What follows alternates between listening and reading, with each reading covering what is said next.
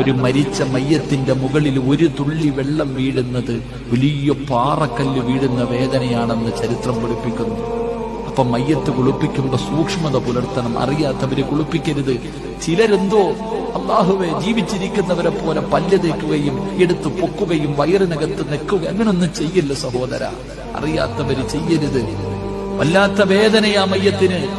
അതുകൊണ്ടാണ് മക്കള് കുളിപ്പിക്കണം.